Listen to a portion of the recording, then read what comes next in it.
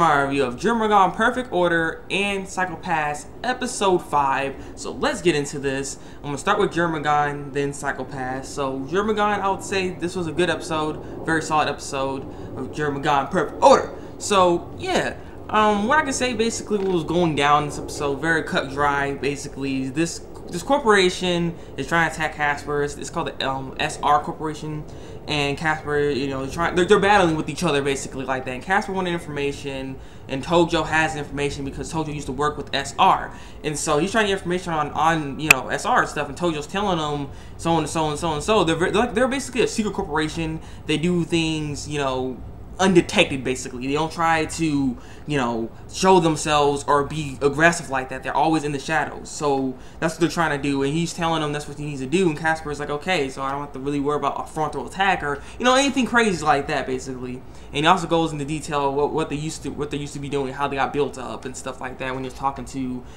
Coco and the rest of them, because Coco and the rest of them are part of this as well. So, because they're gonna have to help Casper with this whole project that's going on right now. Because, you know, Casper's gonna be a big person after this if everything goes well, and that would help Coco as well. So that's what they're trying to do and they're trying to accomplish. And the thing is, his name is Colonel Hinako. Hinoki.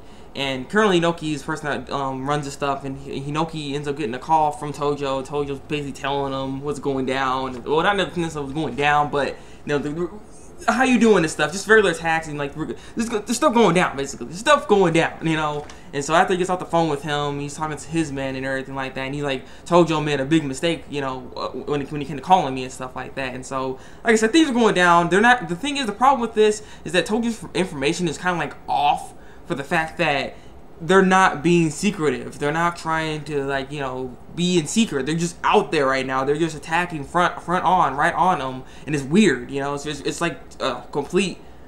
It's something that they didn't expect.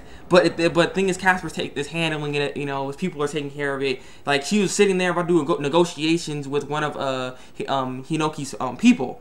And the thing is, like, one of that girl is like, she had the cat lips. She had the little cat lips and stuff. She looked cute and everything. And so she comes in there. She's being all polite and everything. She's doing her thing, and all of a sudden she's like, "Okay, let me get my something out of my bag and stuff, so I can do this whole negotiations." And then all of a sudden she ends up bringing out this like katana from her belt, and it's like, what the heck? And that's when this epic little freaking girl, her name's Chiquita.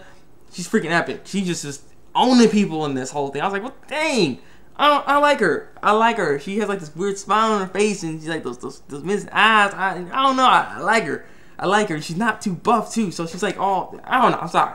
I like her, but she was doing her thing. She really made the episode for me right there. I was like, okay, I like this girl. I like this girl. So she's just going in there, Casper walking, and he's like, they're not being, you know, secretive. What's going on? It's like I feel like they're underestimating me, and that's how basically the episode ends off, because they're just fighting and everything. So yeah. Like I said, it was good. Like I said, I liked the episode. Chiquita, she just was in there, just blocked like that attack, like that was a katana. She just blocked it and then just like put her down and then shot her. I was like, it's just oh, the girl. And then she had like the knives, and the people were shooting them. She's shooting at them and stuff, and she's like, this goes up in there, boom, boom, boom. I was like, she killing you guys with knives. You guys got guns, and she's whooping your butt. I'm like, man, I don't know. Like, that girl was good. That girl was good. That's what I like her, but it seemed like there's gonna be a big battleground in Japan. They kept saying, "Oh, Japan's peaceful, and stuff like that." Well, it ain't gonna be so peaceful anymore with all this crap going on. Because, like I said, they're going head on them, and that's what Hinoki was basically saying. Like, we can be secret, but it'd be a hard time doing it because we're gonna have to fight them at some point anyways. And his men are like, well, let's just do it then. And so that's what I guess what they're doing. They're just going in. They're going in.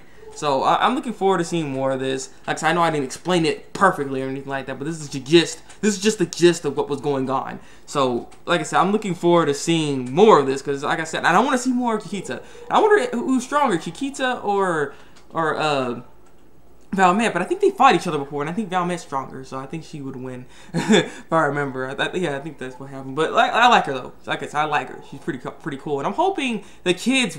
I hope nothing happens with the kids, because the thing is, y'all are still talking about the kids, and like, you know, Casper's a good man, you know, he's gonna keep his promise, and so on and so forth. And I'm just like, I don't know, they keep talking about it, and I feel like they're gonna be a part of this in some way. They're gonna get hurt, And that's when freaking he's just gonna go, Johan's gonna go crazy or something. I just feel it coming.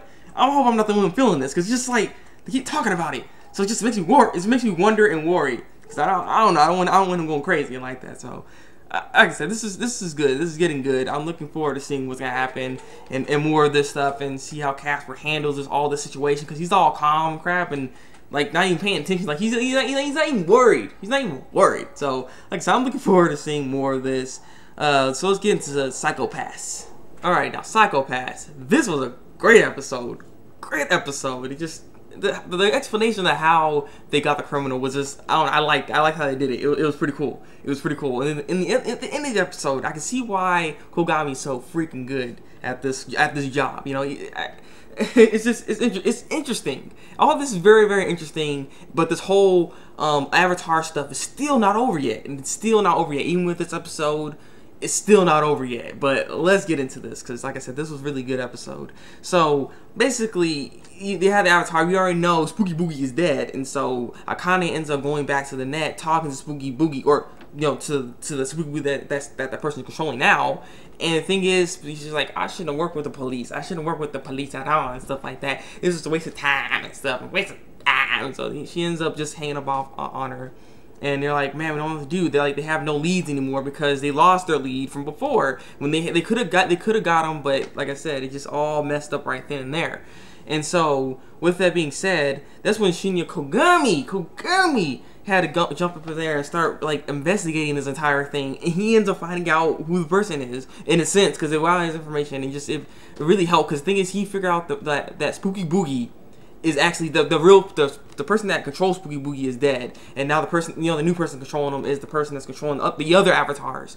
And so he ends up finding out by the fact that this Spooky Boogie, when this Spooky Boogie talked to Akane this time around, saying police and stuff like that, the Spooky Boogie that we knew before never said the police. She always ended up saying the MWSP. SB and stuff like that. She never ever said police, and now all of a sudden she says police. So he messed up right there. That was one mess up he did that where Kogami figured out, and it was like, okay, we know this Spooky Boogie's dead. And I was like, wow, okay, that was really good. And then they ended up finding out on where he was and who he is and stuff like that by tracking this guest avatar. Because the thing is, there has to be an avatar he has to use in order to see these people and then to imitate them perfectly. Because every time someone died and he took the avatar, he made it more popular afterwards. And they're always dropping down in popularity, and that's when they end up bringing it back up. So with that being said, they're checking the rating system or whatever, the system where it shows the popularity, and it decreases, and it went up all of a sudden. So when that point where it decreased, there has to be somebody at that point in time that had an avatar in there still following them until that one bad time. And so they found one person that had enough time to be able to do all this stuff, and the person's name is Mito Masatake, and Mito is the person that did it. And I was like, oh my god, they got him. And so they end up having to chase him down. They find him, and he ends up trying to mess up the room and stuff like that by using hacking the system and stuff. I can change the room and stuff. So that's what they ended up doing. They tried to escape, but it wasn't good enough. Freaking Kogami still saw him, and then freaking shot him in the arm and crap, and his arm came off and he started bleeding. So they followed the blood, and he's like, okay, I'm just gonna leave it to Ginozo and the rest of them, and then. Yeah, they ended up catching him, and he ends up being exploded in place. Explosion. I was like, oh dang! Every time I see that, I'm just like, oh, because I don't even know what to say. That crap that's ridiculous. that's ridiculous. That's all I can say. It's ridiculous. And so, yeah, they're dead.